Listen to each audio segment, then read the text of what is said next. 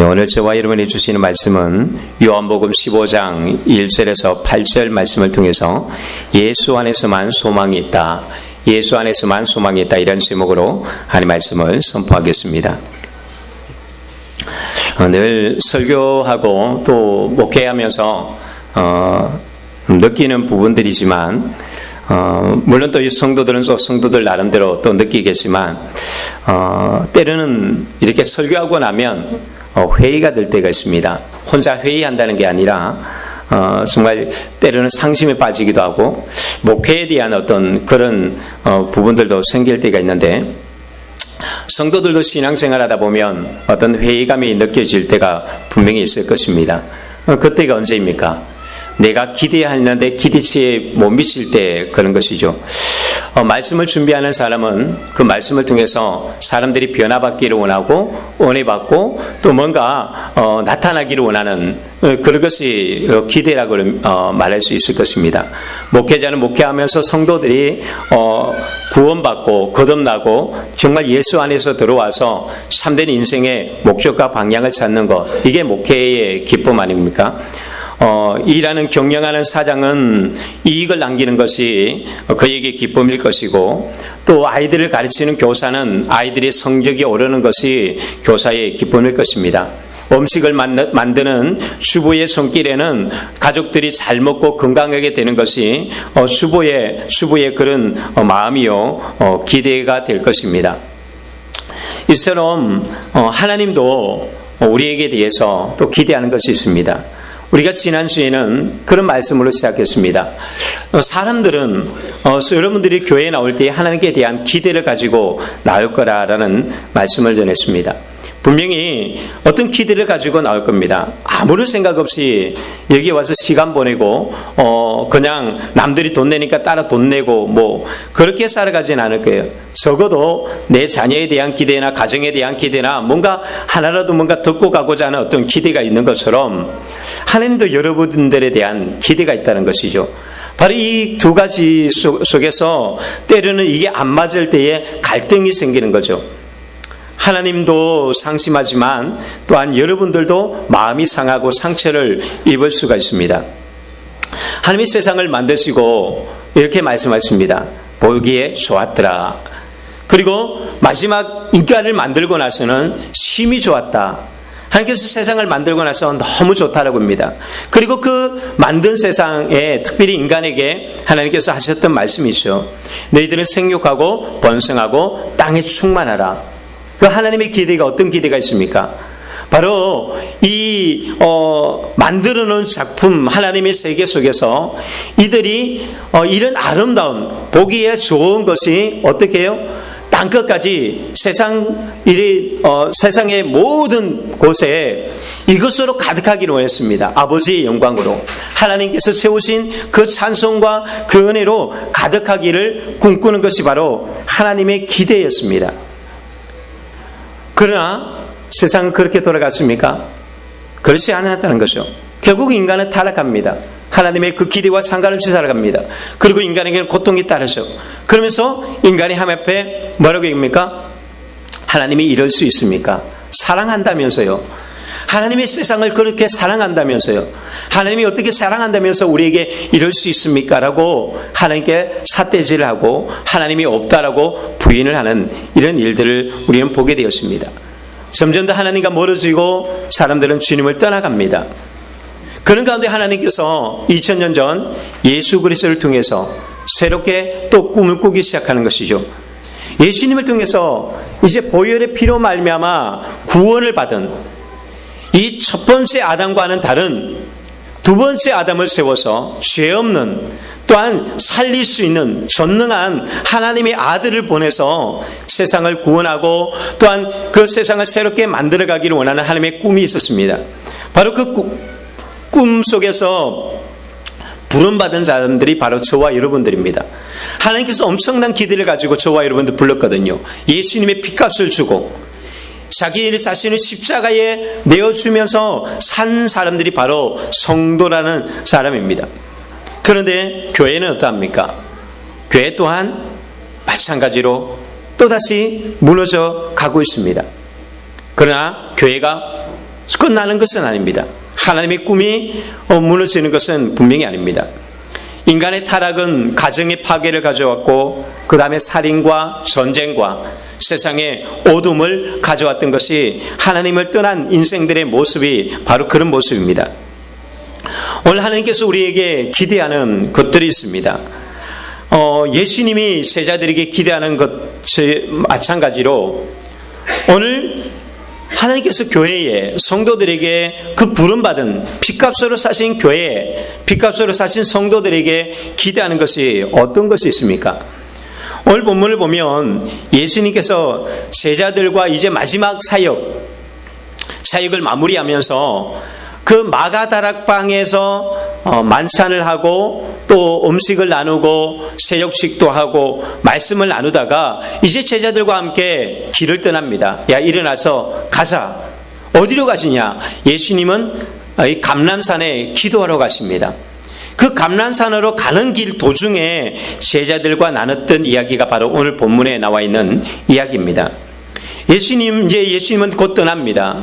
떠나시는 예수님, 또한 그 예수님을 보내야만 하는 제자들, 참 어떤 이 둘 사이에 많은 생각들이, 마음이 참 여러 가지 마음들이 있었을 것입니다. 무겁고 찹찹하고 때로는 걱정도 되기도 하고 여러 가지 일들 수 있는데 주님께서 그 마지막 순간에 그 마지막 걸음을 가면서 제자들에게 부탁했던 이야기가 요한복음 15장에 나와 있는 이야기입니다. 내가 너희들에게 부탁하는 것이 있다. 너희들이 이것만큼은 꼭 해야 되는 것이고 또한 예수님께서 그것을 통해서 얻기를 바라는 기대가 바로 오늘 성경에 나와 있습니다. 14장에서는 너희들 아무 걱정하지 마, 내가 다시 올게 라고 말씀하셨다면 15장에서는 이제 걱정하지 말라가 아니라 너희들을 내 안에 붙어 있어, 그리고 그러면 너희들이 많은 열매를 맺을 거야 라고 말하고 있다는 거죠. 여기서 예수님은 바로 이 제자들에게 자신이 어떤 기대하는 부분들을 말씀하고 있습니다. 요한복음에는 예수님이 자신이 누구인지 소개하는 것이 딱 7가지가 나와요. 이 외에도 수없이 많지만 7개. 바로 그 첫 번째가 바로 오병이의 기적을 만들고 난 뒤에 나는 생명의 떡이니 나를 먹는 자는 영생하리라. 오늘 우리가 성찬식 때 읽었던 바로 그 말씀이죠. 예수님이 생명의 떡으로 오셔서 그분을 먹는 자마다 살게 해주셨다고 말합니다. 그리고 소경의 눈을 뜨게 하면서 예수님 말입니다. 내가 세상의 빛이다. 어둠을 밝히는, 앞을 보지 못하는 사람에게 빛을 주는 바로 예수님이 세상의 빛이라고 말씀하셨고, 그 다음에 10장에 가면 내가 양의 문이다 라고 말씀합니다. 어떤 문요?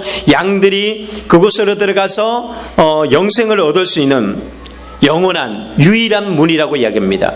그러면서 그 다음에 나는 선한 목자다. 어떤 목자요? 양의 문으로 이끌어가는, 그 영원한 문으로 인도해 나가는 바로 그 목자다라고 이야기하고, 그리고 예수님은 11장에 가서는 나사로를 살리고 나서 나사로를 살릴 때에 나는 부활이요 나는 생명이다. 나를 믿는 자는 죽어도 살고 영원히 죽지 않는다라고 말합니다. 계속해서 주님은 자신을 소개합니다. 그리고는 우리가 14장에 가면 내가 바로 길이요 진리요 생명이다. 너희들이 따라야 하고 너희들이 믿어야 될 바로 그 진리요 바로 그 길임을 주님은 말씀하면서 15장 마지막에 자신은 나는 누구냐? 나는 포도나무다.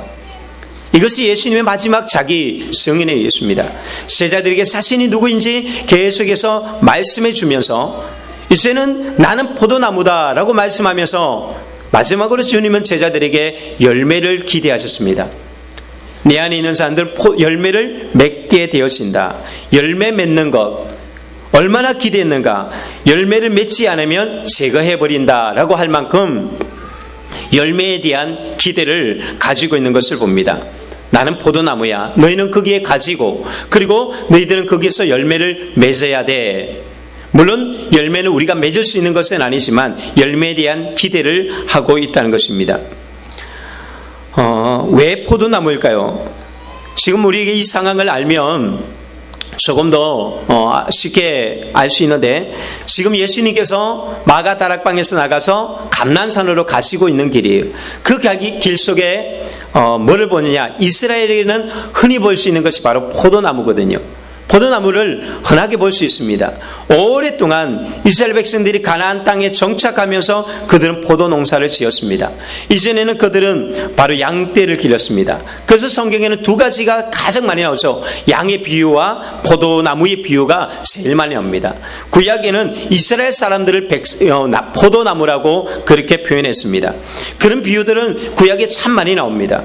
내가 너희들을 이사야 5장 2절에도 보면 내가 땅을 파고 돌을 제거하여서 극상품 포도나무를 심었다. 예레미야서 2장 21절에도 보면 순전한 참 종자 귀한 포도나무를 심었다. 호세아서 10장 1절에 에서는 포도나무의 열매를 많이 맺는다라고 말하고, 에스겔서에서도 포도나무에는 열매가 없으면 아무 소용이 없다 말할 만큼 이 포도나무와 연관지어서 하나님의 교훈들을 말씀하는 이야기가 참 많이 나옵니다. 그러니까 예수님께서 지금 감람산으로 가는 길에 그 주변에는 포도밭이 흔하게 볼 수 있는 거예요. 그리고 그 포도밭을 보면서 제자들에게 가르치고 있는 것이죠. 가장 와닿게 실물적인 교훈합니다. 우리가 요한복음 2장에서도 예수님께서 가나 혼인잔치에서 보여줬던 것이 바로 물이 포도주 되는 이 사건을 가지고 예수님의 자신을 계시했던 장면도 보게 되었습니다. 오늘 본문에서는 이렇게 얘기합니다. 나는 참포도나무다. 그 참포도나무라고 말하는 건 뭐예요? 가짜가 있다라는 것을 말하고 있는 것이죠. 그러니까 이스라엘은 실패한 포도나무예요. 그러나 예수님은 참포도나무로 이 땅에 오셨다라고 말하고, 하나님은 그의 농부다. 그러면 우리는 누구냐? 바로 예수님께 붙어있는 바로 포도나무의 가지다. 포도나무와 가지는 다른 부분들입니다. 여러분들 이것은 분명하게 구분되어져야 돼요. 가지와 포도나무.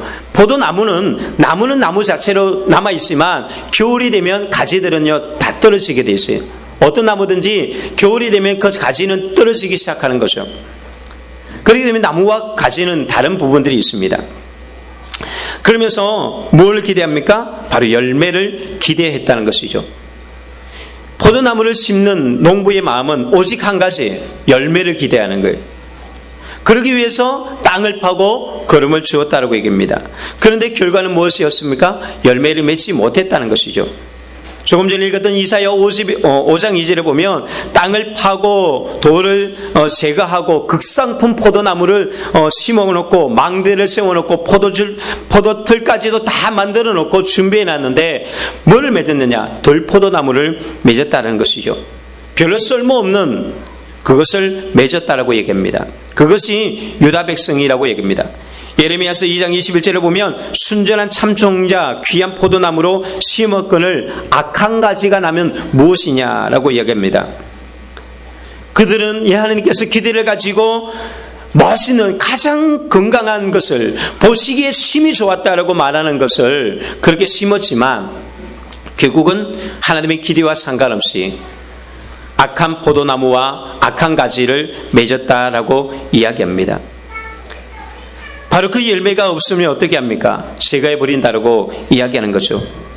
예수님은 이렇게 말씀하십니다. 열매로 그들을 안다. 열매가 얼마나 중요하냐? 열매로 그들을 알기 때문에 그렇습니다. 여러분, 그들을 안다는 게 뭘까요? 사람들이 우리를 보고 안다는 게 뭘까요? 바로 정체성입니다. 바로 열매를 통해서 우리의 정체성이 드러나는 거예요. 진짜냐? 가짜냐? 이단이냐? 정통이냐는 뭘로 결정되느냐? 열매로 결정되는 거예요. 여러분, 그러니까 내가 정통이라고 외친다고 해서 나는 정통 대한예수교 장로회 합동측에 교회 다니고 있습니다라고 한다고 해서 내 신앙이 정통이 되는 것은 아니에요. 내가 정통으로 믿어야만 그것이 정통인 것이지 교단이 정통이라고 그것이 구원받을 수 있는 길이 되어지지 않습니다. 이단이 이단인 것은 그 열매로 드러나잖아요. 가게가 파괴되어지고 인생을 무너뜨리고 그것이 결국 이단의 결과물들입니다. 이단을 쫓아가면 결국은 바로 그 결과물들을 다 낫게 만듭니다. 열매로 그들을 안다라고 합니다. 열매를 보면 다 아는 거예요. 여러분, 이것이 뭐예요? 열매를 통해서 이것이 암컷인지 수컷인지 아는 것이고 이것이 어떤 종자인지 압니다. 수박과 참외와 오이와 호박과 실제로 처음 보는 사람들은 뭐가 뭔지 잘 모릅니다. 다 비슷한 과니까요. 실제로 수박은 박이라든지 호박에 젖붙여서 만들고요. 또 참외도 마찬가지입니다. 젖붙여서 만드니까 이게 다른 거예요. 그래서 무엇을 통해서 아냐면은 아이들에게 그냥 수박밭에 그냥 데려가면 아이들은 몰라요. 열매를 갖다 놓고 나면 이거 수박이네, 이거 참외네, 이게 오이나무여서 그때서야 아는 것이에요. 열매를 보고 아는 것이죠. 우리의 정체성은 바로 거기서 납니다. 여기에 바깥에 도로가에 은행나무들이 많이 있잖아요. 은행나무들이 많이 있지만 여러분들이 뭐가 암컷인지 수컷인지 바로 구분이 갑니까? 저는 어느 정도는 구분해요. 그냥 대부분의 사람들은 잘 구분을 못하지만 아무리 구분 못해도 언제 압니까? 가을 되면 알아요. 열매 맺는 것은 암컷이고 열매를 안 맺는 것은 수컷이라는 것을 아는 것이죠. 결국은 그 열매를 통해서 그의 정체성을 다 알게 되었습니다. 또 한 가지 우리가 알게 되는 게 뭐냐면 열매를 통해서 알게 되는 것이 바로 그의 영적인 상태이죠. 이게 건강한지 병들었는지 우리는 바로 그 열매를 통해서 알게 되어지는 거예요. 내가 영적인 건강, 내가 제대로 예수님을 믿는지, 내가 구원받았는지 가장 확실한 것은 바로 열매를 통해서 알게 되었습니다. 그래서 갈라디아서에서 사도 바울은 그렇게 이야기합니다. 성령의 9가지 열매를 이야기하면서 이 같은 법을 검지할 법이 없다. 이 같은 법을 검지할 법이 없다는 것은 당연하게 우리가 성령을 받은 사람, 구원받은 사람에게는 뭐가 있느냐? 사랑이 있고 희락이 있고 온유함이 있고 절제가 있고 충성이 있고 바로 이것은 바꿔지지 않는다. 감나무를 심으면 감이 나고 또한 배나무를 심으면 배가 나는 이 법칙을 누가 바꿀 수 있느냐? 바꿔지지 않는다. 그러면서 그 앞에 또 그런 이야기입니다. 육체의 열매는 현저하니 육체의 열매도 확실하다고 얘기합니다. 뭐냐? 온갖 음행과 더러운 것과 악독과 분쟁과 시기와 질투와 이런 모든 것, 술 취함과 방탕함과 이것이 다 육체의 열매라고 이야기합니다. 여러분, 그것이 육체의 열매예요. 성령의 열매가 아니라 믿음의 열매가 아니라 그것은 확실한 것입니다. 하나님을 믿었을 때에 내 믿음, 내가 어떻게 구원받았나라고 확신할 수 있는가? 바로 그 열매를 압니다. 내가 무엇을 하고 있는가? 목회자이기 때문에가 아닙니다. 집사, 장로, 신앙생활을 얼마나 오래 했는가? 성경을 얼마나 알고 있는가? 그것이 아닙니다. 열매가 맺히고 있는가? 예수 그리스도의 열매, 하나님의 열매, 성령의 열매가 맺혀지고 있는가? 거기에 사랑이 있는가? 거기에 기쁨이 있는가? 거기에 오래 참음이 있는가? 거기에 절제가 있는가? 거기에 충성이 있는가? 온유가 있는가? 양선이 있는가? 바로 그것을 통해서 내가 그리스도의 사람이 되었다는 것을 알게 되었습니다. 그런데 이것은 내가 할 수 있는 것이 아니에요. 열매는 내가 결정짓는 것이 아니라 누가 결정짓는 것이요? 농부에게 있고요. 또한 포도나무 자체에 있는 거예요. 바로 그것에서 결정되는 거예요. 내가 포도나무인데 감나무의 열매를 맺는다고 아무리 노력해 보십시오. 아무리 노력하고 천재지변이 일어나도 포도나무에서 감은 열리지 않는 거예요. 그러니까 내가 그리스도인이라는 것을 분명하게 아는 것은 예수의 열매가 내게 나타나면 바로 그것이 내가 그리스도인인 것을 확실하게 알 수 있는데 그게 바로 성령의 9가지 열매를 통해서 알게 된다고 얘기합니다. 그래서 하나님께서 이 열매를 맺게 하기 위해서 우리에게 오늘 3가지 이야기를 하는데 그 첫 번째 하나님이 하는 작업이 뭐냐면은 가지치기였습니다. 열매를 많이 맞게 하려고 하나님이 가장 먼저 하는 것이 2절에 가지치기부터 하고 있습니다. 물은 내게 붙어 있어 열매를 맺지 않는 가지는 아버지께서 그것을 제해 버리시고 물은 열매를 맺는 가지는 더 열매를 맺게 하려 하여 그것을 깨끗하게 하시느니라. 여기에 주님께서 우리에게 2가지 이야기를 합니다. 하나는 제거해버린다, 하나는 깨끗하게 한다라는 이야기가 나와 있거든요. 우리가 이것을 제대로 구분해야 합니다. 그리고 그 앞에서 우리가 봐야 되는 게 무릇 내게 붙어있으라는 이 단어입니다. 이 사람들은 지금 주님께 붙어있는 사람들이 포도나무의 가지라는 것이죠.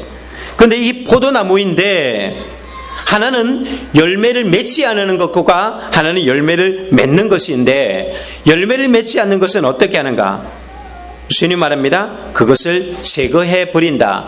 과감하게 잘라버리고 미련 없이 그냥 없애버린다 라고 말씀하고 있습니다. 열매 없는 가지에 대한 하나님의 분명한 것입니다. 분명히 붙어 있지만, 붙어 있는데 열매가 없으면 그냥 잘라낸다라고 얘기해요. 우리가 이 누가복음 13장에도 보면 무화과나무 비유가 나오는데, 한 농부가 이 포도밭에 무화과나무를 하나 심어놨어요. 무엇 때문에요?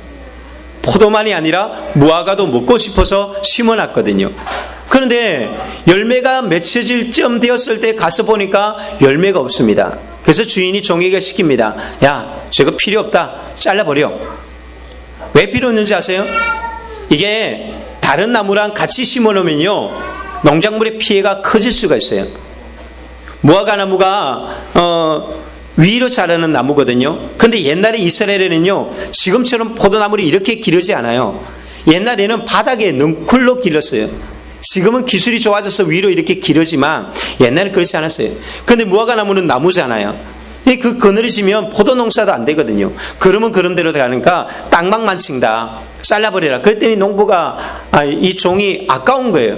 그래서 심어놔서 3년 동안 그래도 물을 주고 열심히 노력했는데, 이게 보통 과일나무는 2년, 3년, 이게 3년 돼야지 열매를 맺기 시작하거든요. 그러니까 조금만 더 참아봅시다. 그리고 3년을 또 기다렸습니다. 그런데 열매를 맺었을까요? 안 맺는 거예요. 그때는 잘라버리는 거예요. 바로 열매가 없을 때에 이미 주님, 그 세례 요한이 말했죠. 도끼가 나무 아래 놓여 있다라고 얘기해요. 도끼가 이미 놓여 있는 거예요. 열매가 없을 때에. 여러분 긴장해야 돼요.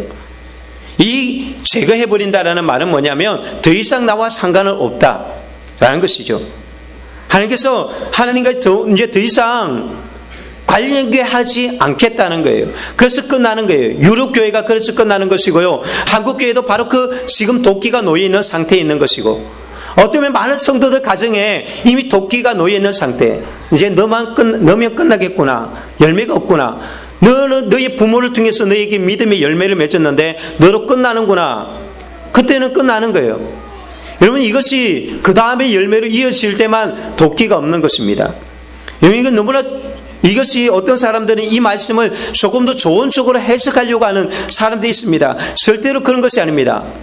그것은 주님이 미련 없이 그냥 제거해버린다고 했습니다.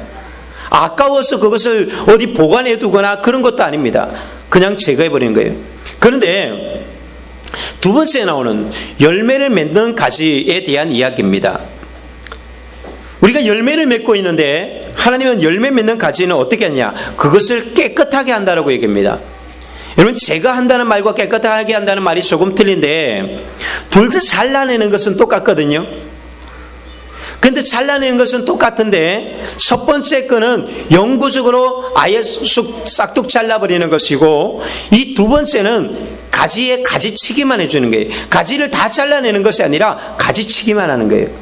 여러분, 가지치기와 제거하는 것, 이게 포도 농사를 지어봐야지 좀 아는데, 저희들은 하나님께서 이렇게 제가 시작하면서 이 시골에서 포도 농사를 지어서 아주 이 말씀은 정말 그대로 알고, 많은 목회자들이 이 부분을 해석하지만 실제로 정확하게 해석하지 못하는 부분들이 좀 때로는 있어요.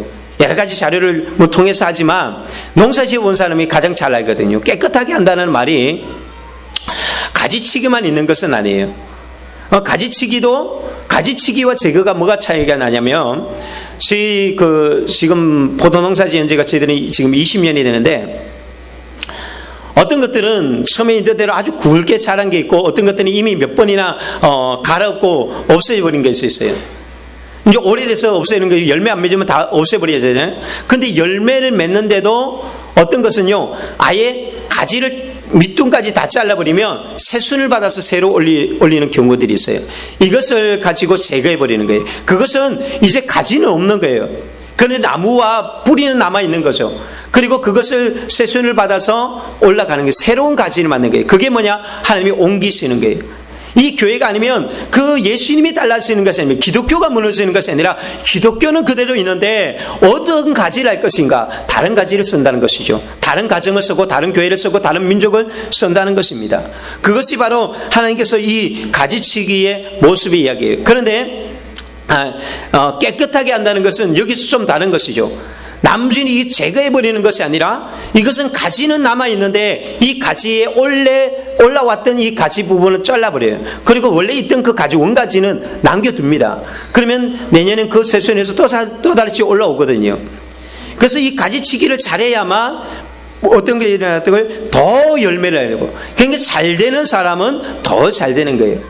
빈익빈, 비옥빈, 우리가 뭐 세상에 이런 현상들이 이야기하지만 영적으로는 보면 선은 선순환되고 악은 악순환된다 그러죠.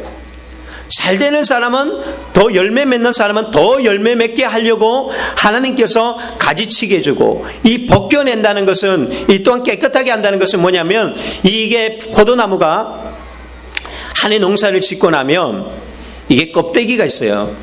이 껍데기가 있는데 이거 그대로 두면 안 되거든요. 근데 언제 벗겨내냐면 봄에 벗겨내요.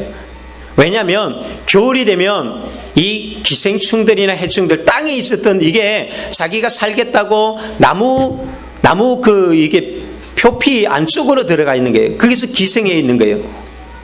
그런데 이것을 그대로 놔두면 어떻게 되냐? 얘네들이 뿌리로 들어가고 가지로 들어가서 다 갉아먹어서 나무가 죽어버려요. 그래서 어떻게 하면 이걸 다 벗겨내고 농약을 쳐버립니다. 그리고 나면 이 나무가 건강하게 되어지고 또 열매를 맺거든요. 물론 그 중에서 어떤 것은 이게 제대로 제거가 안 돼서 벌레가 먹는 경우들도 있긴 있는데, 여러분, 잘라내고 벗겨내는 이 작업, 많은 열매를 맺기 위해서 하는 일들인데, 이게 뭘까요?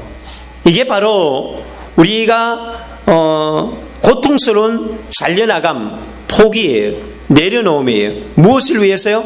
더 많은 열매를 맺기 위해서 해야 되는 자기 비움이요, 또한 자기 포기요, 내려놓음의 과정입니다. 그것은요, 얼마만큼요? 고통스러운 잘림이에요. 쉬운 것이 아니에요. 그것을 통해서 열매가 맺혀서 간다는 것입니다. 이것을 우리는 다른 말로 말하면 회개라고 말합니다. 죄 씻음, 과거의 모든 허물을 벗어버리는 작업. 그래서 그것을 위해서 뭘 하신다고요? 연단을 하는 거예요. 그 연단을 통해서 옛사람을 벗어버리는 작업, 또한 육체의 일들을 벗어버리는 작업을 하게 되었습니다. 그것을 통해서 열매를 맺는 거예요. 만일에 이것이 되어지지 않으면 어떻게 된다고요? 열매를 맺지 못한 채로 붙어있다가 그냥 변들어서 죽고 마는 것이죠. 그래서 아무 쓸데없어 밖에 버려 밟아진다라고 이야기합니다. 그래서 하나님은 히브리서 12장 6절에 그렇게 말합니다. 사랑하시는 자를 징계하고 그가 받으시는 아들마다 채찍질 하시느니라. 오히려 열매를 맺는 가지에 뭘 가한다고요? 하나님께서 오히려 채찍을 가한다라고 얘기합니다.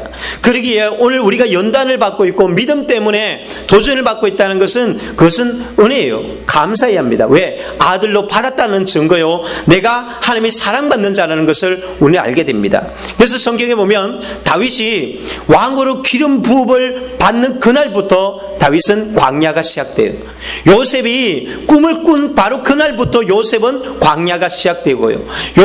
모세가 이스라엘 백성들을 구원해내야 되겠다는 어떤 민족의 이 마음을 품기 시작하는 그 순간부터 모세는 광야에서 40년 동안 광야 생활을 훈련을 받게 되었습니다. 이렇게 해서 그들은 진정한 민족의 지도자요, 또 민족을 구원하는 그런 사람으로 거듭나게 되어지는 거예요. 이게 바로 하나님의 신비예요. 하나님께서 더 많은 열매를 맺게 하기 위해서 잘라버린다는 거예요. 더 풍성한 열매를 얻기 위해서 때로는 벗겨내는 이 고통스러운 작업을 해야만 한다고 얘기합니다. 히브리서 12장 1절에 말합니다. 그래서 모든 무거운 것과 얽매이기 쉬운 죄를 벗어버리고, 무거운 죄와 얽매이기 쉬운 죄, 무거운 것과 이런 것들을 벗어버려야 된다고 얘기합니다. 사도 바울은 빌립보서 3장 8절 9절에서 그렇게 말합니다. 모든 것을 해로 여김은 내 주 그리스도 예수를 아는 지식이 가장 고상하기 때문이라. 그러면서 내가 그를 위하여서 모든 것을 잃어버리고 배설물로 여김은 그리스도를 얻고 그 안에서 발견되려 함이라. 되려 함이라라고 말합니다. 바울은 자신의 세상에서 잘나갔던 그 모든 것들을 잃어버리고 배설물로 여겼답니다. 무엇 때문에요? 첫 번째는 그를 위해서, 두 번째는 그를 얻기 위해서, 세 번째는 그에게 발견되고 싶어서. 그래서 내 육체에 나갔던 좋았던 내가 즐겨했던 모든 것들은 쓰레기통에 그냥 던져버렸다라고 얘기해요. 그것이 바로 옛사람을 벗어버리고 그것이 우리로 하여금 열매 맺게 만드는 것입니다. 그리스도에 붙어있긴 있는데 우리가 열매를 맺지 못하는 이유가 뭘까요? 바로 이것입니다. 얽매이기 쉬운 새들이 너무나 많은 거예요. 가지치기를 해야 되는데 하지 않아서 그런 거예요. 그러면 결국 그 나무는 죽어버리는 거예요. 그래서 자연은 자기 스스로가 옛 가지를 그냥 뚝뚝뚝 떨어져 나갑니다. 자연적으로 떨어져 나가는데 어떤 것들은 그렇지 못한 것이 있어요. 포도나무 같은 경우에 특히 스스로가 잘라내지 못하는 거예요. 왜 감나무는 우리 시골에서 뭐 원래 상주는 이게 감이 많지만 감나무는요 가지치기를 많이 안 해줘요. 그런데 불구하고 자기가 열매를 맺었던 그 가지가 물론 굵어지는 가지도 있지만 쓸모없는 가지들은요 겨울이 되면 말라서 다 뚝뚝뚝 다 떨어집니다. 그리고 새로운 가지가 올라와서 또 이렇게 열매를 맺게 만들거든요. 그런데 포도는 자기 스스로 이걸 잘라내지 못하고 계속 자라갑니다. 결국은 이게 죽어버리게 되어 있습니다. 그래서 농부가 끊임없이 잘라줘야만 되는 거예요. 잘라내면서 그래서 그것을 하면 풍성한 열매를 맺는 거예요. 이게 왜 포도나무의 비유인가? 포도나무는요 많은 열매를 맺습니다. 한 나무에 달기 나름인데 우리가 저희 시골에서 처음에 할 때 한 150송이도 달기도 하고 많이 다는 사람이 200송이도 달아요. 아니 그것보다 이 천안의 그 익상에 가면 하우스로 만드는 곳이 있잖아요. 근데 수백 송이도 만들 수 있어요. 그러나 상품의 가치가 이제 떨어지는 거죠. 그래서 가장 좋은 열매를 맺기 위해서 가감하게 잘라내는 거예요. 그랬을 때 정말 상품다운 상품이 만들어지고요. 때로는 나중에 맛이 없어지면 밑둥까지 이게 다 잘라버립니다. 그리고 세수를 받아서 그래서 다시 당도를 높이는 이런 작업을 하는데 그러니까 농부의 마음은 뭐냐? 열매예요. 어쨌든 더 좋은 열매, 더 풍성한 열매를 맺고 싶은 마음이 있는 거예요. 그래서 뭘 한다고요? 이런 작업을 하게 되었습니다. 그래서 하나님께서도 우리에게 기대하는 것이 있는데 바로 그 열매를 기대하기 때문에 열매 맺는 가지에게 하나님께서 오히려 때로는 이런 것들을 가하게 되어진다는 것이죠. 사람들은 어떤 꿈을 꿉니까? 대부분이 아마 누구나 인생의 꽃 피기를 원할 거예요. 특히 인생의 꽃이라고 말하는 젊은 시절, 청년 시절, 그때는 가장 찬란한 우리 이 꽃이 지지 않기를 원하고 있잖아요. 그래서 나이가 들어도 어쨌든 꽃 피우겠다고 그렇게 열심히 분장도 하고 하지만 이게 쉽지 않은 거예요. 여러분, 우리는 우리 인생의 꽃이 피우기를 원할지 모르지만 하나님 우리에게 열매를 원하십니다. 여러분 한번 생각해 보십시오. 농사 짓는 농부가 봄이 되면 참 마음이 설레는 게 있어요. 뭐냐면은 이 과수원밭에 찬란하게 피어있는 그 꽃밭을 보십시오. 이화꽃, 백꽃을 보십시오. 사과꽃, 살구꽃, 그리고 또 어떤 꽃이 있을까요? 아카시아꽃, 여러 꽃이 있는데 과수나무의 꽃, 이것은 이 농부에게 아주 어떤 꽃보다 농부의 마음을 벅차게 만들어요. 그런데 농부가 그것으로 이제는 더 이상 필요 없어, 나 아무것도 안 먹어도 돼, 그럴까요? 농부의 꿈에는 그 꽃에 있는 것이 아니라 이제 올 가을에 맺어질 저 꽃들을 통해서 수정되어져서 저기서 맺어질 열매를 기대하는 것이지 그 꽃 보고 그것으로 만족하지 않습니다. 그런데 꽃이 착각하는 것이죠. 뭘 착각합니까? 나의 아름다움 봐라. 사람들이 나를 이렇게 구경하러 오는 것 봐. 와. 여러분, 그래서 관광 수입도 할지 모르지만 그것이 결정이 아니에요. 그 나무가 열매를 맺으려면 반드시 필요한 과정이 있는데 꽃이 져야만 한다는 것입니다. 꽃이 떨어져야만 해야 돼요. 그렇지 않으면 그것은 열매를 제대로 맺지 못해요. 그래서요, 일찍 수정된 것은요, 일찍 꽃이 떨어지게 돼 있어요. 근데 나는 끝까지 지지 않을 거야. 나는 지지 않는 꽃이야. 나의 이슬 몸을 어떻게 지게 해? 그래 있는 그 꽃들은 어떻게 될까요? 열매도 없이 그냥 죽어버리게 돼요. 진정한 우리가 열매를 얻으려면 내가 정말 꽃 피우는 그것마저도 때로는 포기해야 하는 것이 열매 맺는 거예요. 그럼 어떻게 열매 맺을까요? 바로 이 열매가 얼마나 가치 있고 이 열매가 얼마나 우리에게 소중한 것인지 그것이 열매의 축복을 알 때에만 과감하게 이 꽃을 포기하는 거예요. 농부가 열매의 가치를 모르면 꽃에 환상에 젖어서 그래서 꽃을 조금이라도 더 오래 피우게 하려고 벌들을 다 쫓아내버린다면 하루라도 더 조금은 더 꽃 피우게 할지 모르지만 결국 어떻게 될까요? 영원히 꽃 피우는 건 아니에요. 그래서 성경은 인생은 풀과 같고 들의 꽃과 같다고 했어요. 내가 이래나 저래나 우리는 죽게 돼 있는 거예요. 내가 이 젊음을 유지하려고 노력한다고 해서 유지되는 것이 아니라 언젠가는 우리는 그냥 죽게 돼 있는 것이 존재해요. 그런데 어떻게 죽을 것인가? 열매 맺고 죽을 것인가? 뭔가 남기고 죽을 것인가? 아니면 그냥 이대로 죽을 것인가? 이것은 우리가 결정해야 되는 부분들이겠죠. 농부가 부지런히 가지치게 해서 걸음을 주고 준비했는데 만일에 내 영광만 생각하고 내 인생의 꽃만 피우려고 생각했다면 그러면 결국은 농부를 실망하게 만들 수밖에 없습니다. 오늘 우리는 열매를 위해서 어떻게 해야 하는가? 오늘을 희생해야 돼요. 오늘의 이 젊음, 오늘의 이 청춘들을 우리가 나중에 열매 맺기 위해서는요, 가감하게 희생하지 않으면 안 돼요. 그래야만 우리가 나중에 열매를 맺지. 이 젊은 날 내 인생만 먹고 놀고 즐긴다고 생각했다가 결국은 늙어서 우리가 어떤 꼴을 당합니까, 사람들이? 여러분, 열매를 바라보십시오. 젊은 내 얼굴 조금 더 잘생기고 젊은 거 거기에 빠지지 말고 내 인생에 무엇을 남길 것인가? 그러기 위해서 나 피부 보호해야 돼. 그러니까 새벽에 일어나면 안 돼. 그거 지키려고 여러분 새벽에 안 나오는 거예요? 우리 그런 인생 살면 안 되잖아요. 정말 인생의 꽃은요, 나이가 들어서 주름이 오히려 더 영광스러울 때가 있습니다. 하나님은 그래서 우리라 하여금 이 열매를 기대하는 마음으로 때로는 이것마저도 우리에게 헌신하기를 원하는 것이죠. 열매가 그런데 이렇게 꽃이 자기 희생을 통해서 열매로 나타나면 그 꽃은 고귀한 꽃이 되었습니다. 그런데 끝까지 자기는 내 인생에 꽃 피우겠다고 벌들이 날아와서 수정하려고 할 때 쫓아버리고 나는 내 혼자 존재할 거야. 그렇게 하다가 시들어버린 그 꽃은 뭐 해야 돼요? 추하게 되는 것이죠. 고귀하게 죽을 것인가? 추하게 죽을 것인가? 결국은 죽는 것은 마찬가지지만 바로 어떻게 죽을 것인가의 결과는 열매로 나타나는 것이죠. 그래서 하나님은 우리에게 이렇게 하기 위해서 어떻게 하느냐? 어떻게 우리를 깨끗하게 하고 우리를 이 가지치기를 하는가? 그게 바로 3절에 너희는 내가 일러준 말로 이미 깨끗하여 졌다라고 얘기합니다. 무엇으로요? 내가 일러준 말로 깨끗하게 됐다.